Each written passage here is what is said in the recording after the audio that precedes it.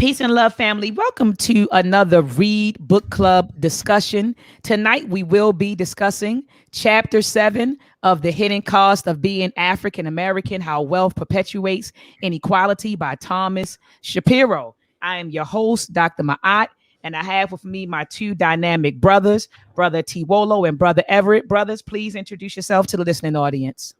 Good evening, brothers and sisters. Thank you so much for coming to another episode. We're reading this fantastic book by Tom Shapiro.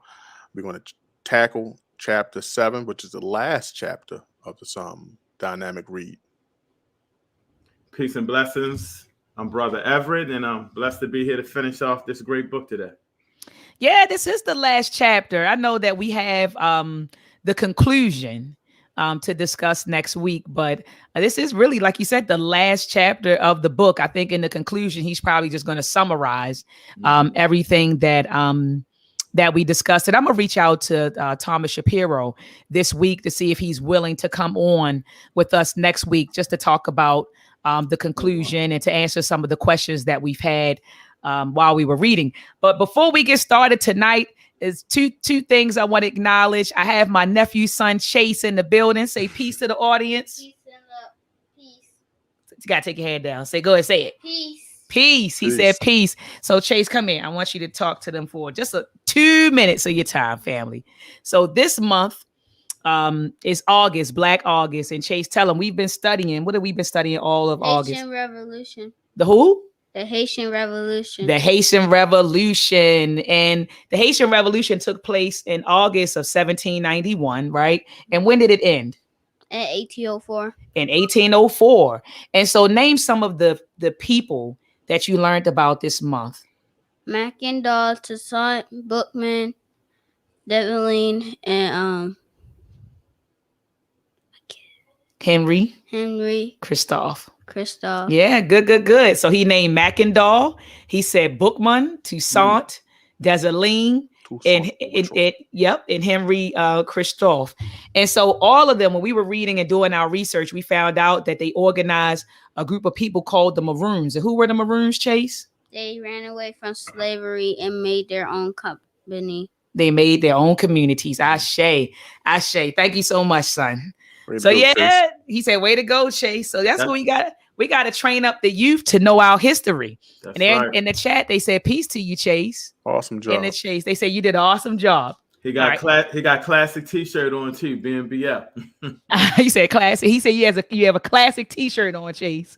So yeah, we gotta train up our youth, to know who they are. Because if they don't, if we don't teach them who they are, then someone else will tell them what they want them to be. And so we have to make sure that we train up our children. I also want to take a moment out to salute Baba Imhotep from PLM. Brother Imhotep of PLM. They had a race first rally yesterday, and myself, Brother Everett, we were in the building. We were one in the number. Yesterday, we made history. I mean, race first rallies took place in 10 cities. And so, 10 cities at the same time. And so it was a beautiful rally. We met in the Henry Highland Garnett Park that's over there on Lafayette and Drew Hill.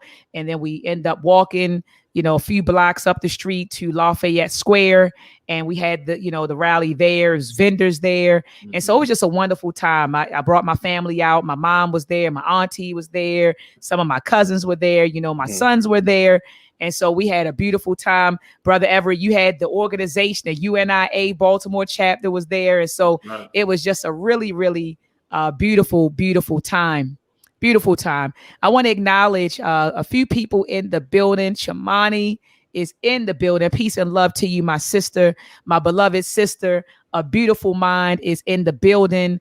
Another beloved sister, Crystal Denise, is in the building. And I'm telling you, when the sisters join, I get so excited because they say when you teach a man, you teach an individual, but when you teach a woman, you teach a nation. You know, because it is the woman who gives birth to the nation. So I always get super excited when I see the queens in the building, and they hold me down. You know, my queens, they hold me down. And, you know, when I go live, I know that I could count on, you know, seeing a beautiful mind, seeing Chumani, seeing Crystal. They right there holding me down. And so I just appreciate, you know, just having a strong sisterhood. You know, I really appreciate that. And so anyway, family, tonight we're reading chapter 7 of The Hidden Cost of Being African American. Even if you don't have the book, don't log off, because some people say, oh, I don't have the book. They're talking about a book tonight. Stay on, because you're going to learn some things, whether you've read the chapter or not. We always have powerful discussions, you know, surrounding this book. So make sure you stay put. All right. So Brother Tiwolo or Brother Everett, I always defer to one of the brothers to get us started. Who wants to start us off with chapter 7, getting a decent middle class American education, pursuing advantage in schools? Awesome chapter. Chapter 7, getting a decent middle class American education. Guys, remember to hit the like button before we start. Make sure My man. we do our housekeeping. I gotta get one of them. Definitely one of the chapters that I like, because it kind of explained a lot about the importance of moving in the right neighborhood and all the benefits, not just the home, but all the resources that's in the neighborhood. This chapter starts off with telling about Kirkland, Missouri. Miles from a city is in Kirkland, Missouri. One of the first families that started was he started within this chapter was Mary Masterson. She was a 42-year-old divorcee. She lives with 2 of her daughters, Nora and Alexis, 7 and 12. She works in a child care center as an administrator. She makes $18,480 a year. But one distinguished thing about Mary was that she had a financial assets total of $24,900. She grew up in a white middle class neighborhood, but one thing he wanted to stress is that she had the transformative assets to help her, even though she was a divorcee. One thing that Thomas Shapiro does, he always put a description of each family, if they were married, if they both worked, if one of the spouses did not work, and he always put their yearly income. So he kind of put us in a mindset how this family makes it. And we look at $18,480 was her as an income. We see that pretty low, but having a net worth of $98,000 is something that we have to pay attention to. And as he talks about in this first page is the transformative assets. So now we have a framework on how Mary moves in this world and gets the benefits that she does living in this middle class neighborhood. Brother Everett. Yeah, throughout the book, that really amazes me when it talks with the white families, which is shocking to me, is how much they do not make, but how their assets are very high. I'm looking at it like this lady, to me, compared to what I would make, I would think she's very poor. But then I look at her net worth. She's got it in on me, and I'm trying to figure out why. But it always goes back to getting help from her parents. I think she had financial help from her parents, and when she moved, she didn't have to worry about her student loans and things of that nature. So I'm sure she acquired a strong asset, which is the home, with not a lot of with not a lot of student loans or bills to pay, which is really how you get your net worth. So that is something that is really astonishing to me as we go through the book, of how you would assume that a lot of these upper class or middle class people would make a lot of money, and a lot of them don't make as much money. They've been gifted or inherited a lot of their assets. Absolutely. And go ahead. I'm sorry. Go ahead, Brother T. It seemed like you wanted to say something. Go ahead, brother. No, I wanted to stress on Brother Everett said, because if someone tells you they make less than $20,000 a year, compared to maybe a black family or a black mother who has the same things as Mary has, they probably shame that black person for not doing as much as Mary can do. And Facts. saying, so I think people do not understand exactly what's underneath or behind the veil when it comes to these families. So that's why I love the way that he makes sure he pins all the points and all the disadvantages and advantages a person may have. Absolutely. I mean, I couldn't agree with you brothers anymore. I mean, exactly like you said, T. And I'm sitting here like, you're right. If a black person made that, we would be like, what? But she makes it, and like Brother Everett said, she has the assets, which assets that increase her net worth. And I'm with you, Brother Everett. I'm sitting here looking like, look, I make a few times more than she does, but my net assets, my net worth is not hers, And so I couldn't agree with you brothers. I couldn't agree with you brothers more. And so I know that he talks about how, she even with the amount of money that she makes, her income, even as low as it is, Shapiro talks about how she's able to, as Brother T said, move into an affluent community and send her children to high quality schools. And he says right here in the middle of page 156, he said, whiteness and affluence of communities and schools are markers of school quality for Mary. Okay, it's for Mary. And he said that she based her decision on, reputation and economic class of the Kirkwood community, as most white people. He drives home the point, and I don't want to jump ahead, but he did drive home the point in this chapter that most white people, when they're trying to pick a school for their child, they don't base it on the actual school's performance. They're looking at the community. They're looking at, the class of the community. They're looking at the demographics. How many black people, how many minorities are in that community, right? How much are people making in that community? So he said they don't even look at the test scores, because as you will see, as we continue discussing the chapter, some of these people lived in nice communities who had schools that had exceptional test scores, but they end up moving into a community that was predominantly white, and their test scores were lower than the test scores of the community or the school that they moved away from. And so you'll see that as we move on. But he then moves to, on page 157. As a matter of fact, I think he talks about it at the top of 157. So he talks about the Mary. And at the top, he says the personal irony here is that her escape from university city schools for the good reputation of the Kirkwood schools, he said, is not working out smoothly as planned, because her daughters were miserable.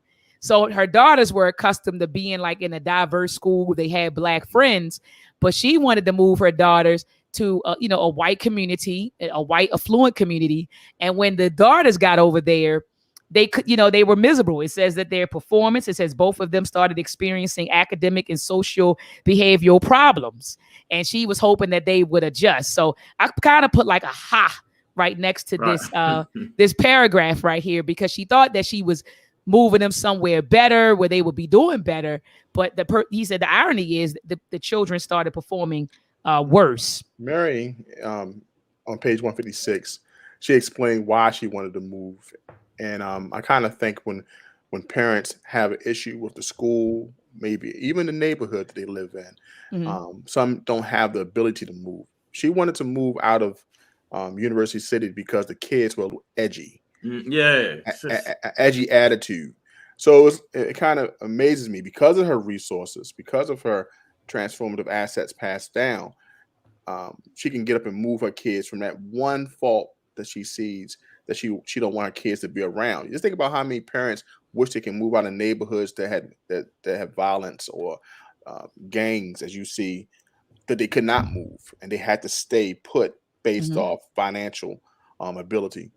So it's just one of the things that I was kind of amazed when she said that she wanted her kids away from the edgy attitude that was at this school with her daughters. And the edgy attitude was African American people. Yeah, code word. Code word for it was African American people. Absolutely. Absolutely. So then he moves on to talking about LaToya Milton. And he said that, she lived she's 23 years old. She makes $14,000. managing a dry cleaning establishment. She lives in a poor Black section of St. Louis. And it says she dreams of sending her daughter, Daphne, to Kirkwood School. So the same schools that Mary is sending her daughters to. And it's saying, but she just can't afford to do it. She doesn't. So she makes, and like you said, T, I love that Shapiro does this. So she makes around the same amount as Mary. Mary makes what, 18,000. So Latoya, 18,900. Latoya makes $14,000. So they're right in the same ballpark, but it's just that Mary has the assets, the transformative assets to send her children to those schools, and Latoya, she's sitting here, struggling because she doesn't have those assets. It's funny you say that, Dr. Mott, because right under that, he says with parental financial assistance. I think that is just very critical what he keeps focusing on. White people always getting parental assistance from their parents. And it just makes me think about that a lot. As I'm going forward, I got to make sure that, I get my things in order to help my kids now. And I don't want them to be dependent on them as I age. You know what I'm saying? That's a cultural thing that we got to fix. But it's constant in this book that he keeps saying it, how they get parental assistance in some way. Absolutely. Sister Crystal said, right. She even said, I'm glad that they had the multicultural experience in University City, but I'm sure they're getting a decent middle-class American education now. I read white education. That's what I read too. Yeah. Yes, Sister Crystal. Yes, she's getting, yes, I read the same thing. When she said a middle class, that meant a white education. So he says in a book, he's quoting Annette, a book called Home Advantage, where it's Annette LaRue examines how social class affects parents' ability. You just talked about this, Brother Everett. How social class affects parents' ability to pass down advantages to their children. So essentially, if you're in a lower class middle family, it's harder, right, to perpetuate advantages or to pass down advantages to your children. And so, like you said, Brother Everett, it's imperative that just as parents, prior to even becoming parents, if possible, that we make sure we put ourselves in a position to pass down advantages to our children. And so he says, he goes on to say, she details how middle-class parents use their social and cultural advantages, which are unavailable to working class parents, to maximize their children's educational activities. I got to be honest. When I read this, I thought about those white folks. Remember, they were paying coaches and paying people. USC. Yeah. It was at what? University, USC in California. Yes, USC. Can you brothers elaborate on that? I know it was a big scandal going on, and these parents were using their wealth to get their children into that school. Yeah. Aunt Becky got caught with a hand, with a whole. Aunt Becky from Full House was one of the superstars or one of the celebrities that got caught using affirmative action, using their resources in order to get their kids into this school. Now, remember, you had a set amount.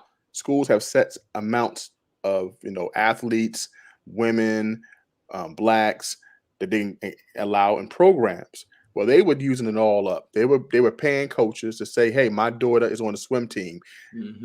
They took a picture of her inside the pool, and they used that in order to get her a seat. She had no intention ever to be on the swim team, the rowing team, the hopscotch team, or any team that to get her in that school. She got caught along with some other celebrities that were paying these coaches off in order to get into this prestigious school. It was even said by her own child, she had no interest. She was already a multimillionaire. They do it for one reason: social acceptance. Social acceptance. Hit that like button and make sure you subscribe to this channel, because it's one of the things that we have to realize. It wasn't even for the fact of getting an education. They went to the school based off of social acceptance. It's the thing to do in order to what? Rub elbows, shake the hands of families, something you would need in a later time. Remember, I think it's also the university that Dr. Dre donated millions of dollars to. Yes, it is. It is. Dr. Dre. I think they were trying to say that he did that to get his daughter in, if I'm not mistaken, right, brother? Yeah, T? it wasn't for chronic. That's right. Hit that like button, y'all.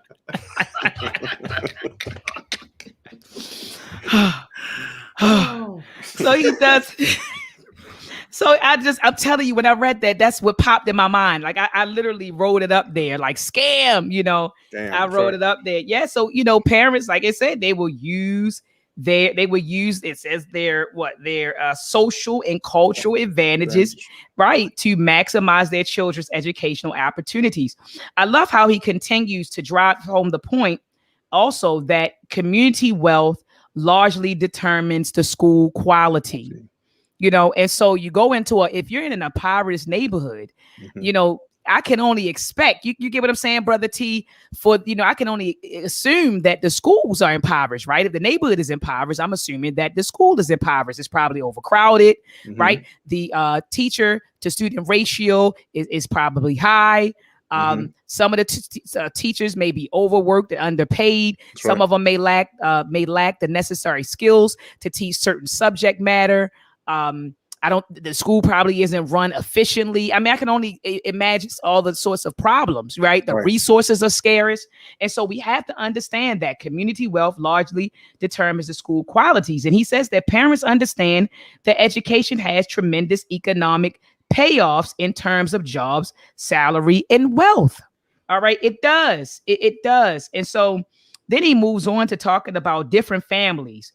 The R.E.A.D family, those my people. Those your folks. All right, go ahead, Brother Everett. Go ahead, talk about the R.E.A.D. We do a lot of that in our community, is trying to get into good schools. Even if it's a public school, because our schools are so bad, especially in Baltimore. You may have a Catonsville school that gets good high rankings, or a Howard County school. And what this guy did was he bought a condominium, let some elders live in it that was his family members, and used that address to get his family into that school. He said it's like paying for a private school. You know what I'm saying? And a lot of people try to do that just to get out of the poor schools that they're in. They may try to use someone's address or something like that. And that's how we have to do it in our community, just to get a better education, what we feel. Or at least try to get a different, see what it's like in a better school, or what they say is better. Go ahead, brother. Say. But I found it was cases. The mothers who wind up lying on applications to move to get that they was jailed, or the kids were taken out of the schools, and the mother was jailed. So because they could not move in that neighborhood, right? They could not have a family member who they could probably live with to live in that neighborhood. They had to, just fake address. Anything they can do to give their child a better education. I think this was a movie. Saving Superman came out years ago, and it was talking about how the lottery was a big deal. Just trying to get impoverished kids in schools, they did it by a lottery, and some used fake addresses. And I didn't use a fake address. My father lived in the city. I lived in the county, and so what we did was my mother wanted me to go to Poly. She didn't want me to go to Woodlawn. She wanted me to stay away from all of my friends, all of my friends. My mother did a lot of things that I, as an adult, I can appreciate it. But at the time, I didn't. And so I remember when all of my friends were going to Woodlawn Middle, my mother said, no, you're going to John Paul Regional Catholic School, because she knows her child. And she knows that I would have been in Woodlawn having a ball. Probably not learning, running the hallways with my friends. So she said, no, I'm gonna send you but to private school. So I kicked and cried all the way to private school. And so then all of my friends were going to Woodlawn Middle. So I said, well, at least I'll just meet up with them at Woodlawn Middle. Woodlawn High. I'll meet up with them at Woodlawn High. She said, nope, you're going to Poly. And so what we did was we used my father's address, because he lived in West Baltimore. So we used my father's address so that I could attend Poly. But then I went over there and I acted donkey, so I ended up, at Woodlawn anyway. But so when I read the information about how the stories of how people were using, addresses to get into certain schools, I reflected on my childhood experience, and I remember my mom and father doing that for me to make sure that I had a certain education, even though I dropped the ball on it. But I just think it was funny that how we got to use addresses and try to find people we know. And this guy was able to buy a condominium and just say, hey, that's white supremacy at its finest. Right. That's the benefits, right? I'll just buy a condominium in the area and let my people live there, and let's rock and roll. We get a better education a couple blocks away or whatever. It's crazy. Just think about it. Think about how, I don't know if this is the same thing or it works the same way, but you know, some kids who go off to college and their parents buy a home next to the college and they live there while they go to college. Are you now a resident of that city or that town because now you have a home there? Certain things people do in order to make sure that benefit, you know, as they save in a benefit, because in-state is a couple $1,000s less.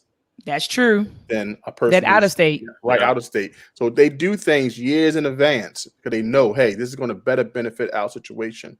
And what your mother was doing, Dr. Ma'at, was being intentional. Yes. You know what I'm saying? Even if we don't have the resources, we have to learn to be intentional with those decisions that we make for our children and our family. So it doesn't always, we see that one method of moving to your father's address was intentional. Didn't cost a thing, but it made sure you had the best education until you start acting a donkey. I did act a donkey. Acting a donkey. I was sitting here reading the book like, dang, and I see what mama was trying to do. And I dropped the ball. But then he moves on and talking about, look, David and Vanessa and Zalone. He says that they were very intentional, Brother T. I believe that this is the couple that was very intentional. They did a lot of research or something. And it says at the top of page 160, says with the help of a real estate agent, they demographically targeted a house so their children could attend the school of their choice, which was called Franklin. It says because children of high status families go there. So they were very intentional about where they moved and made sure that they even, consulted with the real estate agent to make sure that they were in a certain area because they wanted their children to attend schools with high status families. So then the next section, is called Education in the American Dream. And he's talking about, I see Kim. It says Kim is a middle-class white I guess she lives in Los Angeles. It says Los Angeles, Lane. I'm sorry, I don't know if I pronounced that correctly. But Kim and Karen, she talks about them and just the whole theme of how poor and working class families, right, view education as opposed to middle class families. And so a lot of these women, it says Kim, who's a middle class woman, she was saying that she, the biggest thing on her mind was to get her children an education and just to have them be respectful and have an education. Another lady who's struggling, Karen, she's raising kids by herself. Her husband is incarcerated, and she basically wants her children to get an education so they could be in a better position than she is. And so it just seems like, when you're comparing, poor folks to middle class folks, the poor people are saying, well, look, I just want to give my children an education because I want them to do better than me.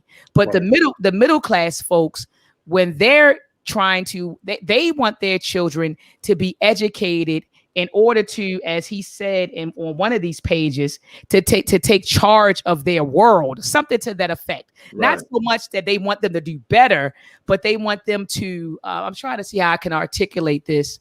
Not that they want their children to do better than them, but that they want their children just to have advantages in the world, right? To be able to take charge of their world. That was Thomas Shapiro's statement.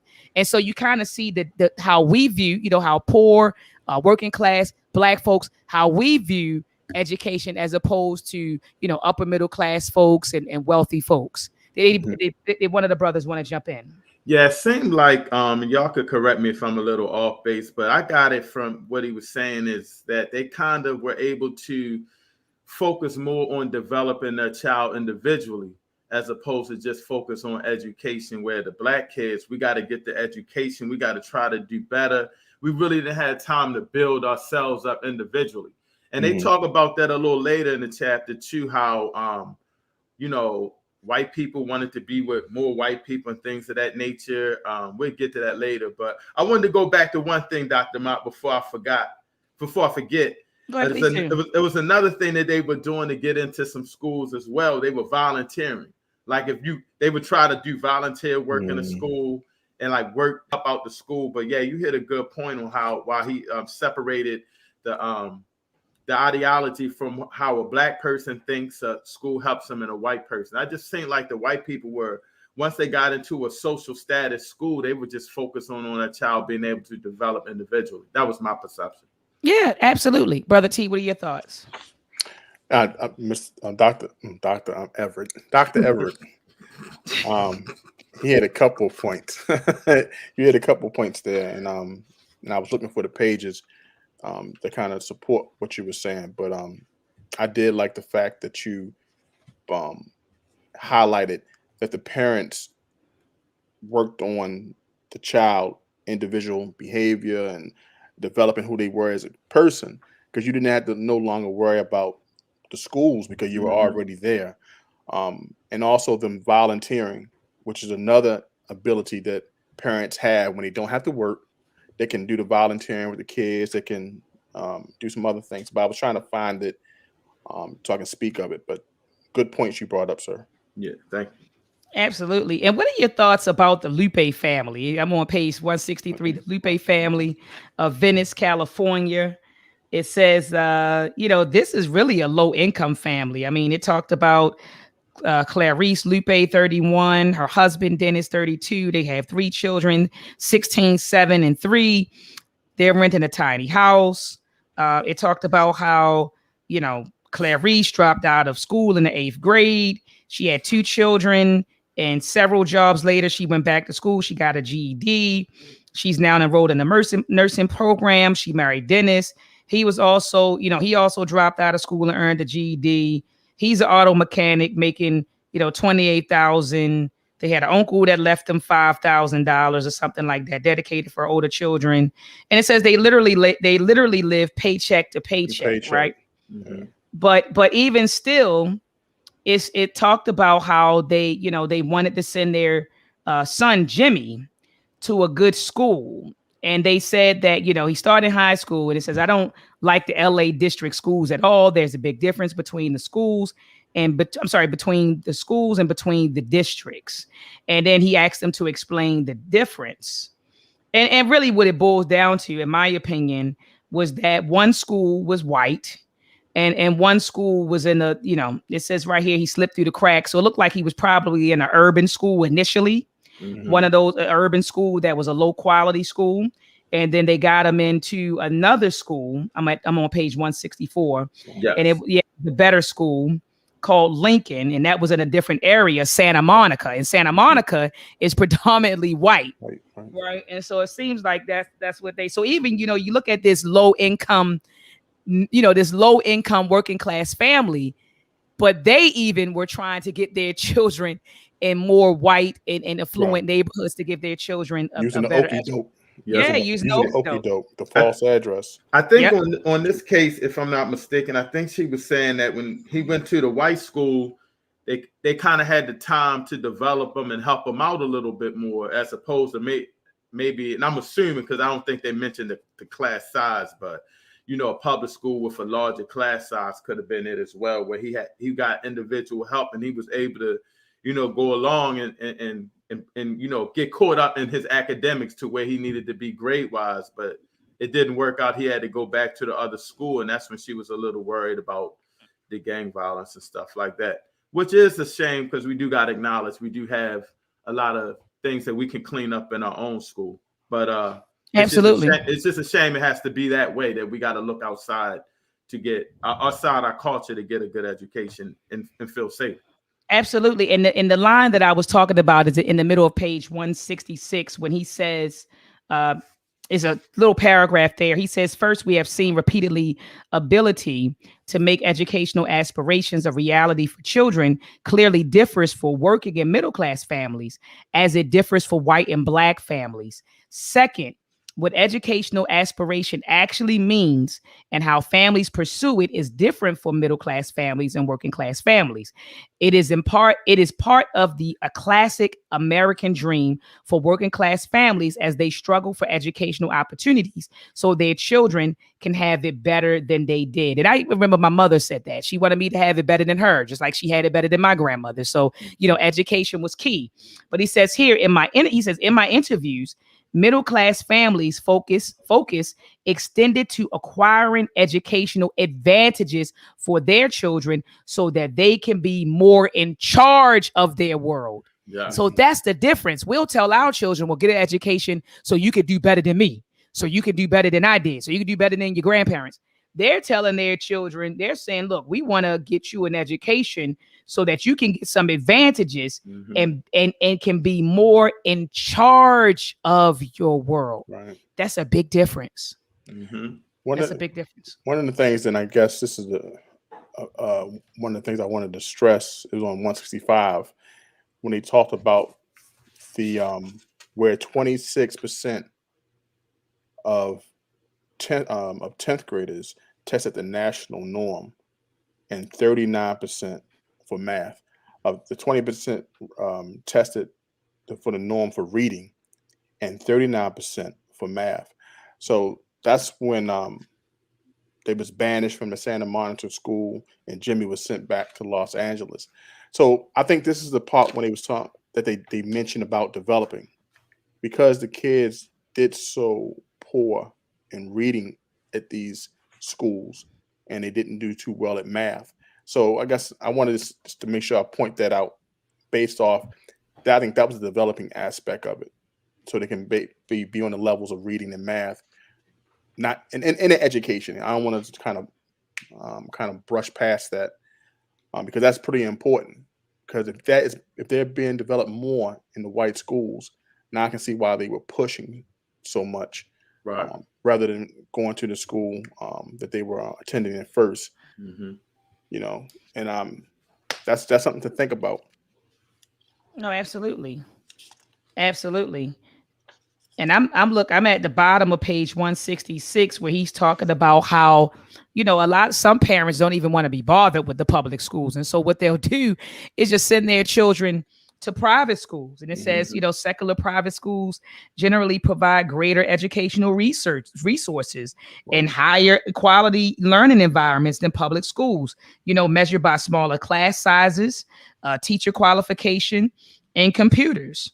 And so you got some people who say, I don't even want to go through it. And I got to be honest with you, just being candid. I was thinking about, we going to send Jalen to a private school because we looked at the middle schools in our area and the test scores are rather low. And so we were looking into some private schools in the area. And I just said, I can't swing it right now, but that's the move in the next year to get him in a private school, because there weren't schools in the community that we felt comfortable sending them to, but these private schools want, the ones that we were looking at anywhere from $800 to $1,200 a month, and so, but we're willing to make the sacrifices to make sure. I said, but we're willing to make the sacifices. $800 to $1,200 a month. Okay. Okay. Yeah. 800. I thought I heard something else. I thought I heard something else. I was like, hold up. Well, I feel you there because I did the private school thing, and it's hard. I mean, it's hard. My youngest now is at Mercy High School, and it's hard, but she's very, and I get mixed things from her because she wants to be with her culture. She wants to be with her friends and people that look like her. Yeah. Right. But yet she's also academically strong where she wants to compete and she wants to get with the best knowledge and the best library and be on the best computers. So, and she feels that way she can compete. So she's conflicted in a lot of things, and which leads, the private school thing. And he talks about in 167, 1 out of 25 blacks attend private school, whereas 1 out of 10 whites. 1 out of 10, that's a big comparison. You think about it, white public schools are way better than black public schools. We'd be happy with a white public school half the time. Right. And now you talking about we can't even get that, so we got to go to a private school. That's a lot of money that we can't afford. It's tough. We sent my oldest daughter to a private school from kindergarten all the way to 8th grade. That's why I have no hair. That's why I have no money. So I understand. Absolutely. Absolutely. Shout out to brother Africa the Great. He said black private schools. Brother, we trying in Baltimore. Right. There are no black private schools in Baltimore, but don't you worry. We doing our thing. You got PLM in the process of securing a building, because what they're trying to do is start a K through 12. I'm working with VPAC. That's an independent black school, private school. They'll probably end up having to charge tuition for this particular school, but this is a school being built right there in Tulsa, Oklahoma, right on the outskirts of Tulsa. So I'm a board member on that independent black school, VPAC. And so once we get rolling, I'll definitely make sure that I send you all the information. And so we're trying, brother. Africa the Great. We're trying. But until then, we got to do what we got to do. Until then, we have to do what we got to do. And so he talks. Go ahead, brother T. And then we talked on page 167. I think you was about to say, and I know brother Everett stopped there. It talked about the income of the families who were able to send their kids to private school, range from making $50,000 a year, and as we saw early in the pages, that most families were making $18,000, $20,000 a year. So it has to be a certain amount that the family can make in order to send. And we see from $50,000 to range all the way to $75,000. So that's something that we got to consider as well as we go on. How much does the family make? That's what he says on top of this chapter: school choice in the real world, because it costs $12,000 a year. His brother Everett was the numbers he was shelling off from anywhere from $800 a month. So, I don't know if all 3 kids can go to private school. We have to pay that much. So that's tough. Right now in this chapter, this page is talking about the choice. Who do you send? Who's able to go? Right. I'm with you. Who's going? Because all 3 of you can't go. Somebody got sacrificed for the good of the family. Somebody, that's right. Which one is going to be the doctor? You can't go. You can't. Okay, you go. Okay, you go. You go. And I love, look, I'm in the middle of page 168. I love how he says prosperous families we interviewed often view schooling choices as if they were buying a product or acquiring a service. Yeah. We just I'm not saying I don't want to speak in general, but I've never, a lot of us, without making blanket statements, what I will say is what we need to start doing is vetting these schools, examining these schools that our children attend. What are your test scores? What is the curriculum, right? Mm-hmm. What are the qualifications of the staff, right? What pedagogy do you use? And get involved in our children's education. You know that I come from a family of educators, and we often talk about how a lot of parents aren't involved on the PTA.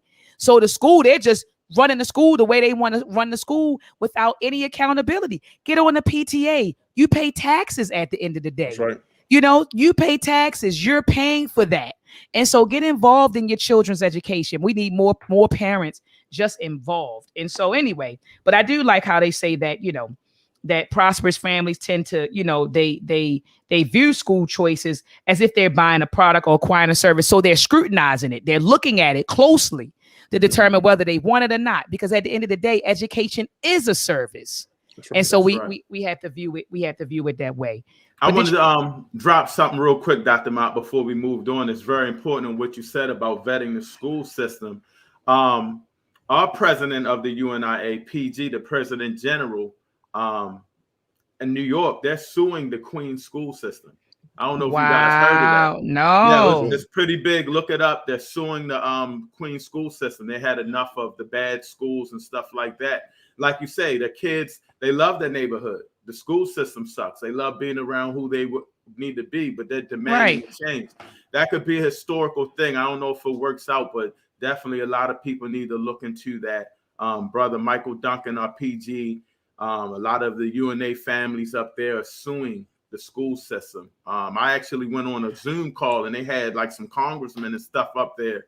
And wow. I noticed whatever noise they were making, it got them onto that Zoom. So hopefully they can make some productivity, but maybe we need to start looking at things like that to demand change locally wherever we're at, because it's real interesting as they go deeper. They're about to talk about how white people, they weren't even worried about the education of the school system as much as they were worried about being around their own. Come on, talk about it, Brother Everett. And that's something that we got to focus on. Our kids need to be culturally invested in their community, be around our own kind, but we can't get that education. And that's something that we got to develop our own system, our own teaching, our own teachers that can educate our kids the right way. And we could be around our own and we don't have to look out, because the more we move out, the more we lose our culture. Up. Look, sister, the more we move our culture. Look, Sister Crystal, both of you, she was typing it and you were saying it. You said the more we move out, the more we do what, Brother Everett? We lose our culture. We lose our culture. And so, like you said, we shouldn't have to. Why we got to move out of our communities to go to their communities to get a better education? It's like, damn, I feel like if we still in the damn 1950s, with Brown versus the Board of Education, we got to integrate with them. We got to assimilate, right? Just to get an education, a quality education for our babies. That shouldn't be the case. Crazy. We should be able to give our babies a high quality education regardless. And like you said, we shouldn't have to move away from our communities. And Thomas Shapiro talks about that in the book, how a lot of those white people, they were built, like you said, Brother Everett, they based their decision on being in communities with people who look like them and people who share the same values and culture as them. That's what they did. He said, and I'm at the top of page 70. He said, and he's talking about the U.S. Department of Education. He said that they identified 13 key indicators of school quality having the largest influence on student learning and performance. He said the indicators defined in this report included included school leadership, school goals, professional community, discipline, academic environment, teacher academic skills, teaching assignment, teacher experience, professional development, course conduct, pedagogy, technology, and class size. Those white folks weren't worried about any of that when they were talking about sending their children to good schools. They were worried about the community, right? The class status of the community, the reputation of the community, the class of the community, and the race of the community. That's right. That's what they were worried about. That's right. That's right. That's right. They didn't look at test scores. It even talks about how I'm on page 171.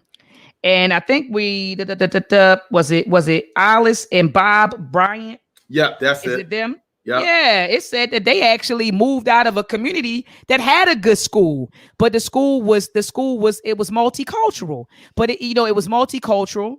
And there were some students who were, some poor students, some well-to-do, well-off students, but they moved out of that to a community, right, whose school had lower test scores than the school in the community that they moved from. Yeah, that it's powerful. They talk about how they don't mind having a small group of a small number of minorities, but if it gets to about 50%, they want out.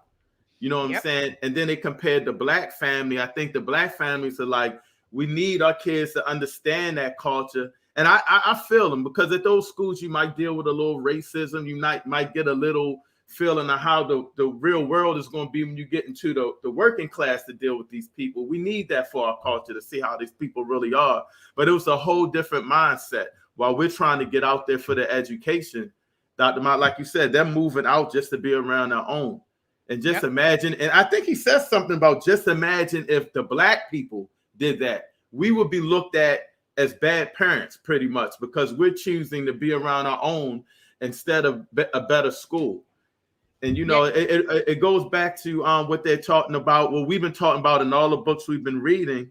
We're talking about how the white people say, well, black people, everything's slavery's ended and everything is fair. But why are we still struggling to get a good education? And we can't even get into your schools. You don't want us to be in your schools or around you. And the system is set up where we can't even get a good quality public education. We can't even afford a private education. It's capitalism or white supremacy at its finest. Absolutely. And the quote that you're talking about, I'm looking at the page because when you were talking, I'm like, I try to go and find pages that support what you're saying. So on page 173, he said right here, he said, imagine Black parents sacrificing school quality so their children could be with other Black kids. I suspect society would be quick to question their parental values. Right? That's crazy. It says many parents define school quality by address and student profile. So those white folks will look, how many Black folks, they want to know what's the demographics of the school? What's the zip code? Nope, my child is not going. That's how they determine school quality. They're not asking for test scores, pedagogy, course content, teacher. They want to know the zip code and the demographics.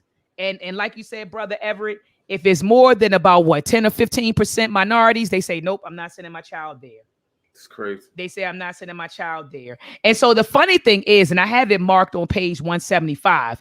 See, white folks will sell you this BS on diversity. Mm-hmm. They will tell you, oh my goodness, diversity. They'll preach all this diversity stuff, but they don't practice what they preach.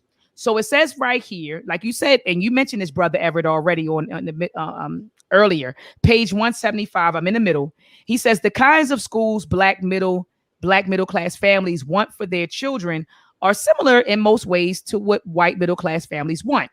One big difference, however, is that Black families consistently brought up diversity. I said, oh, Lord, they didn't do this. They brought up diversity as an important and positive factor when they look at schools. Just like white families, they don't want their children, they don't want their kids in all minority schools. Unlike white families, Blacks purposefully seek racial and cultural diversity. So like you said, while we're running around here chasing diversity, these white folks may preach it, but they don't practice it. Exactly. They are a very exclusive people. Very exclusive people. That you brothers want to add? I know we're on page 175 and we're winding down. You good, Brother T? I was waiting for the like button. Where the like button at, T? Like the video. Oh, like the video, family. So yeah, I put right here, I said they sold us. So we running around chasing diversity. I just want my child in a diverse neighborhood. I want my child at a diverse school. They done sold us on diversity while they remain exclusive. Very exclusive. And so I'm at the bottom of page 175 where he talks about academics and politicians.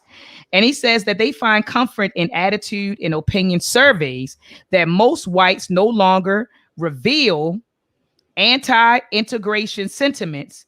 They use this as evidence that America is now in a post-racial society where race no longer matters. He says, however, actual survey data disclose that what whites mean by integration and diversity is something different from what Blacks do.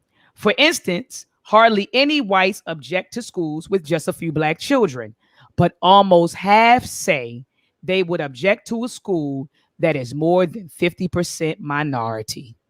Think about that. So while we're running around talking about, I just want my child to be in a diverse community, this, that, and no. These white folks are saying, look, I'll take a couple of you, but I'm not going to take, I'm not going to be in a situation where it's half and half. No. I have to be in the majority. So it says the difference is that white parents say they want their kids exposed to a few Black classmates, while Black parents want their children to know how to perform in white-dominated settings. That's what you said earlier, Brother Everett. Mm-hmm. Effectively, what is the beginning point of diversity for African American parents is a tipping point for most white parents. That is, a handful is not enough for Blacks, but more than a handful is too many for whites, and they look to exit the system. Mm-hmm. So again, while they're selling you on diversity, they are practicing exclusivity. Right. That's what they're practicing. Right. And if you want to get with them, you got to pay a high price to Yep. get up in there and see what they're doing. And the more I think about that, it's crazy because, back in the day, we would have to go to those schools and we could come back and we could evaluate and instill what we wanted to instill in our schools. But it's a high price to pay now to go to one of those schools and then come back and try to instill something that is hard to do unless you have your own school. It's just a bad situation in public schools in the Black community. It's just sad. No, absolutely. And then look, and mentioning that, look at this Black middle class family. Where is it? I was just looking at this Black middle class family. It may be further because I know we almost finished. I thought it was a Black middle class family. So I think that was the Conway. So the Conways are white, right? Yeah, they're white, and it says they were living in a modest middle class section in LA that's predominantly African American. But soon as they had a daughter, things changed. Soon as they had a daughter, they were like, we have to move into a white neighborhood. Now, so it was cool when it was just them, the two of them. But when they had the daughter, they said, we got to move into a white neighborhood now. So now the neighborhood wasn't good enough. Once the wife got pregnant and had a child. And so he goes on, and I'm on page 178. He goes on to say that, with educational reform, that it typically focuses on testing quality and how to make schools better. But he said that white people are not concerned with how to make schools better. They're chasing better schools. So they talk all this educational reform stuff, but at the end of the day, they're seeking to get their children in better schools. They're not waiting around to improve the schools to improve the schools of the communities that they live in or the communities that they're running from. What they want to do is search for better schools. And this is on page 178. Go ahead, Brother T. No, it just made me think about what we deal with here in Baltimore. One of the things that when you move into a community, like we moved into this community where I'm at now, you looked at the families, who lives in the homes. We found that here in the city that most schools were being closed because there wasn't enough kids to go to that school. So the district closed them down and combined them with other schools. All right. Majority of these families or these communities were white. But when they moved out, Blacks moved in, but they didn't have any kids. So they had no need for the school. You would think that if the school is there and some kids are moving in, that they would do the good fight, have the good fight and fix the school and make sure that it stays up and park. But it made me think about this page here when they just get up and move and find another school. They're like the final frontiers and the pioneers. They don't worry about fixing where the house and it's all messed up. You know what? We're just going to find another town, with more resources. So even though we move in and we don't have the resources in order to fix that school up or to keep that school in the community, so our kids go elsewhere. So they just get up and move. It's just with ease. All through this chapter, we found parents who tried to move their kids into the better schools. They forego buying furniture for their house. They couldn't afford to buy cars. They lived off very little. They lived paycheck to paycheck. Stop eating out as much. They took all these benefits and they cut it just so their kids could go. And these white families were able to get up and move and buy another home, buy condos when they had children. This is not good enough for my child. Let's go to that neighborhood that's more enriching. Just the ease of transportation, of transporting was amazed me about this chapter. You know what else is crazy, Brother T? You talked about it almost every week, is the fact that how they can get up and move. Even if I made a certain amount of money and I wish I could do this, where I could just get up and say, hey, we're going to bounce to a better neighborhood or better schooling and things like that. What I learned from this book, they're going to hit me because I'm Black. My loan's probably going to be higher. You understand what I'm saying? I might get a couple of points, this or that, or they're going to make it so hard that I can't even move in there. So I'm going to probably be paying way more than the average white person who just got their house for a lot more affordability. Mm-hmm. So it's just hard. He's just making it a good point of how hard it is and how unfair it is for Black people in the system. And we just got to figure out a way to overcome it and create our own. We got to create our own. Look, and you said we got to create our own. Look at Africa the Great. He said we need a Booker T. Washington, Marcus Garvey, and he know that I love, that's Dr. Amos Wilson. That's, whew, you know, that's but Dr. Amos Wilson attitude in building for ourselves. That's you know, that's the bottom line. And I would even add to your list, Brother Africa the Great, Kwame Nkrumah. Mm-hmm. He talked about that in his book, Nation Building. We have to build for our own. You know, and instead of I'm with FBA Nigel, you know, people running from, we chasing them from zip code to zip code and trying to get our children in their schools. We just need to build. We need to build. And you know, and it's sad, brothers. And I'm not going to call names. I know you see what's going on in the unconscious community. So you got people making 7-hour YouTube videos about what's happening with Brother Polite. We need to be out here building. You got people going at each other, showing each other's records and, oh, you did this in 19 such and such and you did that. We're wasting time here. We need to be building right now. And I guarantee you, if we were online right now talking about all of that foolish drama, it would be thousands of people in the chat room, thousands of people viewing. But we're talking about the real stuff, acquiring assets to pass down to our children, putting our children in a better position, making sure, learning how to build for ourselves, learning how to that's what we're talking about here. Mm-hmm. You know, but a lot of our people are really they're fixated with the drama, with the drama. Oh, this is going on. That person did this person did that. People going live, 50,000 views and the drama. And right now we need to be occupied with building. We don't have time to waste. That stuff is a waste of time. Our time should be dedicated to building for ourselves. That's what we need to be focused on. Building strong families, building strong communities, building a strong nation. That's what our time needs to be devoted to. Not who got locked up, for what they got locked up, when they got locked up, is they going here, are they going? We're wasting a lot of time. We're wasting a lot of time. That's right. That's right. But Sister Crystal said time and energy. Right. Time and energy. We're wasting a lot of time. And it's sad. It's really disheartening seeing this stuff. You know, I'm like, 7 hours? Really, dude? You could be out there building and doing something. You online 7 hours? Like, it's just ridiculous. But anyway, they end the chapter with Sandra McCord on page 179. Sandra McCord, and she lives in the Crenshaw area of LA. She has with her daughter who's 11 and her 15-year-old, two daughters. One is 11, one is 15. And I was just thinking of the sacrifices that she made, you know, to make sure they had a good education. You know, she said her daughters, it takes them an hour to get to school one way. Wow. You know, one catches 3 buses.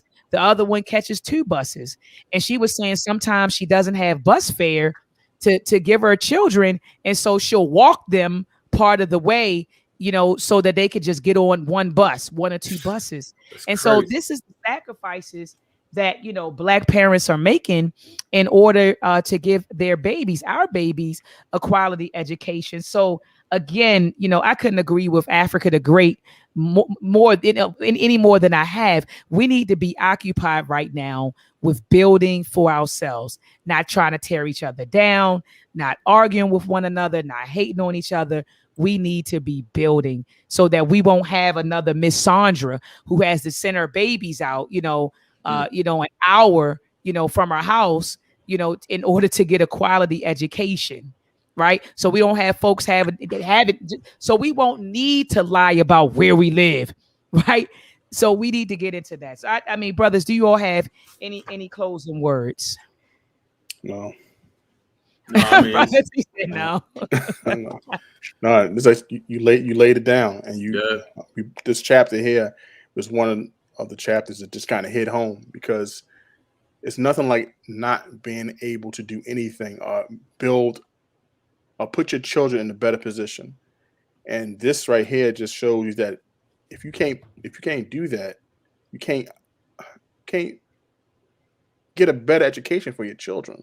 So you have to do it at home. Like, I think one of the people in the chat put Zoom learning. This the ability, like, you got to do something in order to give your child extra. One of the points that were made was one of the people in the chat made a point of saying that most communities makes extra steps. Saturday school, they go to their mosque or they go to their synagogue to learn more about their culture, learn about themselves.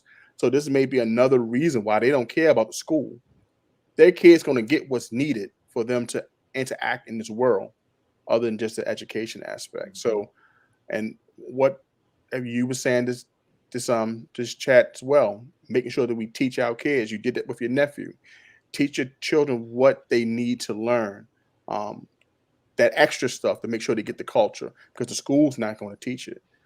So it's like this chapter really hit home for me based off that fact, because it made me think about what do I need to do for my 8-year-old to make sure she get the best quality education, because I can't do it financially. Right. No, absolutely. And I'm sitting here thinking about what you just said, Brother T. My cousin who teaches in Howard County, she was telling me that after school a bus pulls up and picks up the Asian children, the Chinese children, and bus them to another school. So they get out at like 2:30, 3 o'clock. She said a bus will pull up, a bunch of Chinese children to get on it, and they go to another school where they're learning their culture and their history. So like you said, Brother T, they're not even worried about Howard County. They're busing them to another location where they learn their history, their culture, their language, and whatever else. And so I'm with you. We need to follow suit. Even if we can't, establish a school, like you said, a Saturday academy. Shout out to Ryan's Institute in Baltimore. They have spring break academy, winter academy. So when Jalen is off from school, when they get the spring break, he's over there with Ryan Institute. Wow. Summer camps. So, if we can't establish the schools or build the schools right away, there are other options, and like you said, Saturday academy, spring break academy, summer camps. We got to get involved. We got to get involved. Malasi G says, Wasu Shul on Zoom. If I pronounced that correctly. It's, I guess it's another educational platform. Okay. On Zoom. It's one of the last messages. Mm-hmm. Sister Crystal said this chapter was an eye-opener and motivator for me to keep going and continue to build. Ashe, sister. We, Black Liberation Movement, currently have a Saturday school once a month, hoping to expand soon. Oh my goodness, awesome. That's wonderful. That's awesome. Keep building, my sister. And if there's, right? I think she said she's in Mississippi. Sis, where are you? I think she did say Mississippi. Sis, where are you located? Type it in the chat. Yep. Coldwater, Mississippi. Coldwater, Mississippi. That's where she is. I got to get down there. Come holler at my sister and see what's going on. And sis, if there's any way that I can support you, we can support you, please let us know. All right, family. Join us back here, same time, same place next week to discuss the conclusion of The Hidden Cost of Being African American by Thomas Shapiro. All right. So make sure you join us back here, same time, same place next week. We are going to announce the new book, the next book. All right. So be sure to, if you didn't read this one with us, be sure to read the next one with us. Have a wonderful week, family. We love you. Peace and Black power.